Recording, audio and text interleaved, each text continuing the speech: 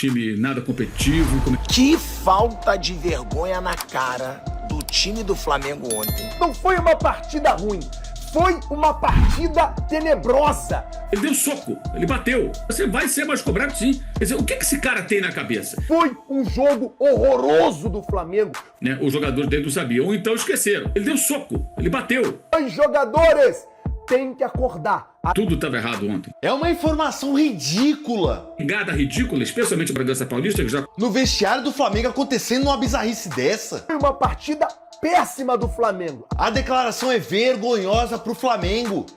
Que falta de vergonha na cara do time do Flamengo ontem contra o fraco Red Bull Bragantino.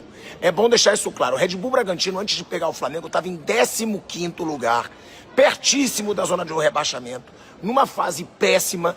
E foi esse time que ganhou de 3-0 de um Flamengo que teve mais de uma semana para treinar e, acredite se quiser, descansar.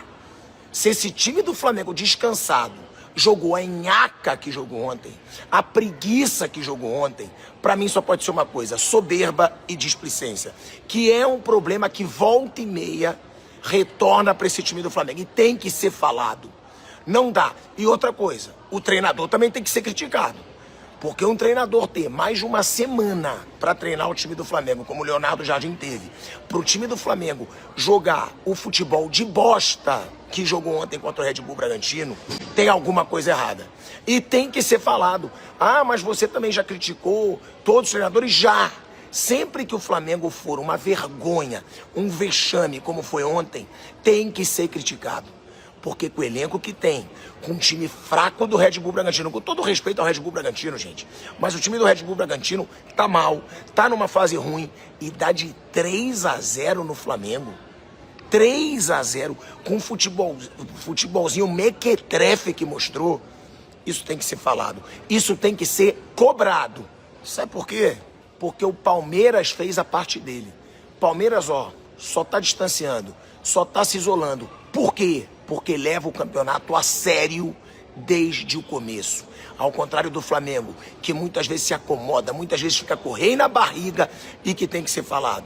Assim como o Danilo disse depois do jogo, vergonha. Cada um tem que se cobrar da coisa patética que foi vista ontem em Bragança. Eu só não fiz esse vídeo depois do jogo muito puto, que eu acabei de ver o jogo no aeroporto e eu estava embarcando no avião. Se não, meu amigo, aí eu ia estar falando mais verdades ainda, mas eu não vou deixar passar sem falar nada não. Treinador teve mais de uma semana para treinar o time e foi esse lixo de futebol. E o time teve mais de uma semana para treinar e descansar, né? Será que eles descansaram? Para mostrar a preguiça que eles mostraram ontem. Mas não acabou. Presta muita atenção nessa acusação aqui. A Jardim não soube responder com propriedade na coletiva, né? Ficou 10 dias com o time, claro, sem jogadores que foram para seleções, mas esses, em maioria, também não estiveram disponíveis para ele ontem, né? Então, essa rapaziada que jogou foram os caras, basicamente, com os quais ele pôde contar durante todo esse período. E tudo estava errado ontem, tudo. É difícil até enumerar, porque nada o Flamengo fez direito ontem. Uma postura inadequada, um time nada competitivo, cometeram erros crassos. O primeiro gol, por exemplo, a bola quando vai ser lançada pelo... Assim, eu estou até num debate com um colega que é mais da turma do Tatiquense, que tem 1001 explicações acadêmicas para algo, para mim, que é básico, que a gente vê no futebol desde sempre.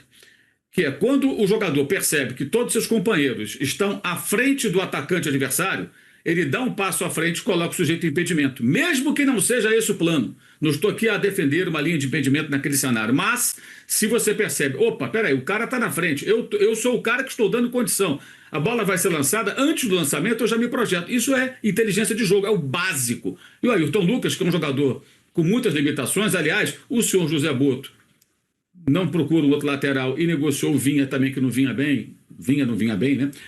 Até pela parte física, etc. Está lá no River Plate também na reserva. E ele dá condições para o Pita, que faz um golaço, um gol espetacular, né? Ali o Rossi não tem culpa nenhuma. O Rossi, aliás, foi o único que se salvou com boas defesas no decorrer do jogo. No segundo gol, o Gabriel finaliza sem ninguém proteger a cabeça da área. E até eu conversava com o colega Vitor, o Falso 9, ele estava dizendo que antes do jogo ele fez um estudo e percebeu que o time do Bragantino já tem alguns gols no campeonato com escanteio batido curto, buscando justamente esse posicionamento. O Leonardo Jardim não sabia, o Falso 9 sabia, ele não sabia, né? Os jogadores dele não sabiam, ou então esqueceram. Então, assim, erros básicos. E aí vem a questão do Pulgar, que é um jogador viril / violento, sem dúvida alguma, mas que ontem não foi nem uma questão de virilidade jogando bola, ele deu um soco. Ele deu soco, ele bateu. Quer dizer, o que esse cara tem na cabeça? E alguns torcedores estavam preocupados recentemente porque a multa dele ficou mais baixa. Jogador com mais de 30 anos, com uma multa de 6 milhões, se aparecer algum doido que queira pagar, que leve. Ora, bola, isso é uma ótima venda. Evidentemente, seria uma ótima venda. Então, assim, fica um apego a certos jogadores cujo comportamento tem que ser questionado. Na final da Libertadores, ele poderia correr o risco de expulsão, como também o Rafael Veiga, que foi pouco falado. Os dois poderiam ter tomado cartão vermelho. Quer dizer, um jogador que comete esse tipo de coisa, mais de uma vez, e o que faz o seu José Boto? Essa é a grande pergunta. O senhor José Boto, quando da demissão do Felipe Luiz, vazou, né? Vazaram isso aí, que ele foi lá e conversou com os jogadores, falaram que eles estavam não respeitando a liberdade que o Felipe dava para eles, que não tinha concentração e tal. E o que ele fazia nesse momento? O que ele fez para cortar esse negócio?